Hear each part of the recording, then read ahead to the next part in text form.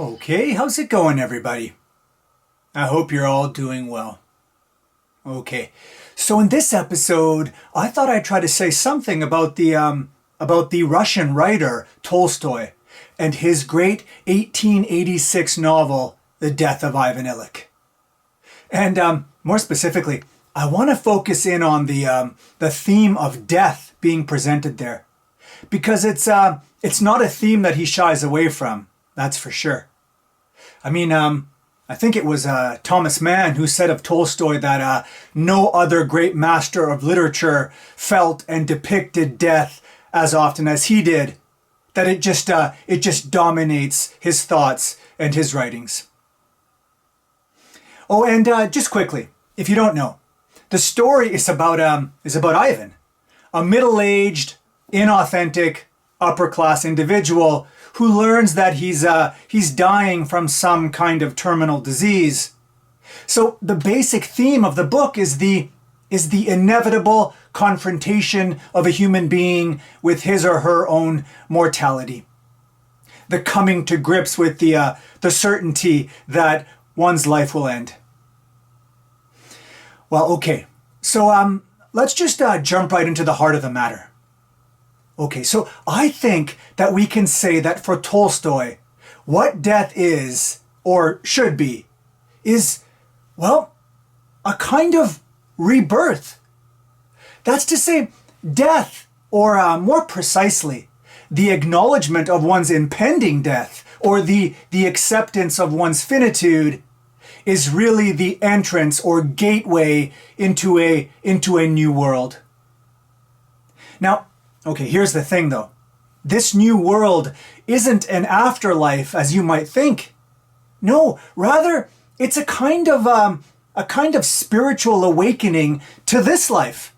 However little of it one may have left. It's a spiritual awakening in the sense that it's all of a sudden to see life free from the material and all the selfishness and the ego associated with it. It's finally to let go of all of that and to be more authentic and connected with ourselves and others. It's to stop seeing the world as a game or as some trivial drama that's there for our pleasure or entertainment, which, by the way, is how Ivan saw it.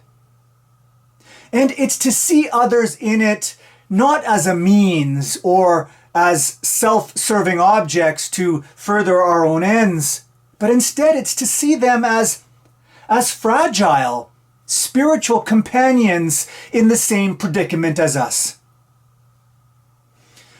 Okay, so notice something important here with all of this. Namely, it seems that for Tolstoy, to have the true good and spiritual life means pretty much giving up the material life. In other words, the possession of one is conditional on the loss of the other. Now, why is this exactly? Well, I sort of hinted at it already, but what Tolstoy seems to hold is a kind of split or dual account of human nature.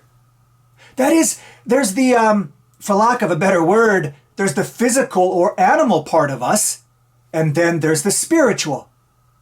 And what he seems to think is that this animal part in us, well, what it does is it holds us back in important ways from living the good and authentic life.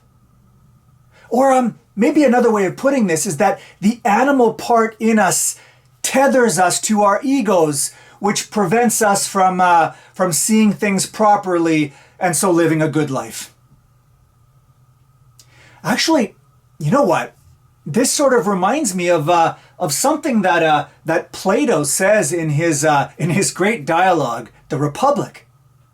So there, Plato talks about the sea god, Glaucus.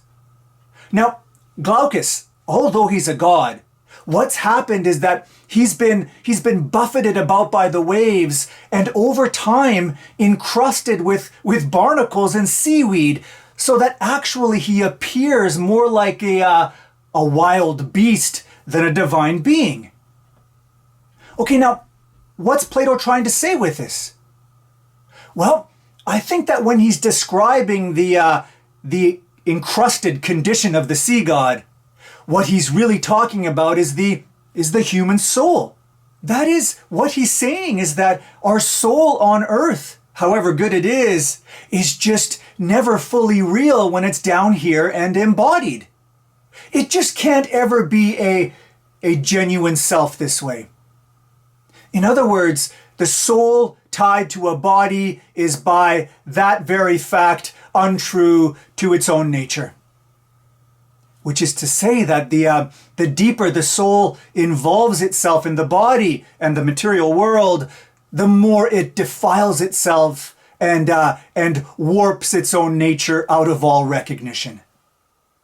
Just like the divine Glaukos becomes covered with crusty barnacles. No, the soul just cannot be pure, Plato thinks, until it's completely separated from the body.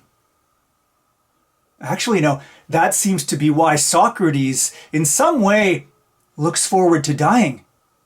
And that's because he thinks that only in death will his soul be free from the distractions of the senses and other sorts of material nonsense and confusions.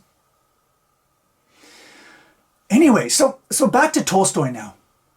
So it seems to me that what impending death does for him is that it solves the problem of this dual or divided self he thinks marks our nature. That's to say, when we acknowledge our mortality or death, what happens is that our spiritual side finally finds expression. And we begin to see how it is our physical or animal self has in some sense poisoned or defiled our life. How it's covered it up with barnacles, so to speak. In other words, what the spiritual part reveals to us is that up until now, our life, as we have been living it, hasn't been the best or most ideal one. In fact, that it may have been altogether misguided. And to go back to what I was saying earlier, this new insight is why recognition of death is a kind of rebirth. That's because it enables us to reboot, so to speak. It enables us to manifest or transform into that ideal version of ourselves that's all the while laid buried deep within our crust. Okay, but now we're getting to what I think is Tolstoy's most important message to us. Something that seems pretty obvious in the Death of Ivan Ilyich. And it's this. The reason that so many of us fear death, including Ivan, is because we fear not having really lived. Or not having lived properly, at least. So Ivan's fear of death isn't caused by something like a love of life. You know, it's not because he has this amazing, passionate view of life, and so because of this, he was scared to think of its end. No, that would be something like Albert Camus' view, and it's a different view altogether. No, Ivan's fear is caused by something like the realization of a false life. His dislike of death is due to the recognition that he didn't live as he should have. Now that's Tolstoy's great insight. That the real antidote to the fear of death is to live a good life. One without regret. Actually, no, now that I think about it, the Stoic philosopher Seneca said something kind of similar. He said that life becomes considerably more constricted when we don't want to go back to our past and face the kind of person that we were and the sorts of things that we did. In other words, the fear of remembering ourselves, having been someone that we're not proud of, cuts us off from revisiting our past and therefore it shrinks our life. So, well, if we want a life we can move around in, we need to start to transform into the kind of person that we're proud of being. And we need to start building the sort of life that's worth having. That way, we make the past a place that we're eager to return to and to spend some time in. And we make the future, well, a place we await with hopeful anticipation. Especially in those cases where we know that our future will be very shortly cut off. Bye for now.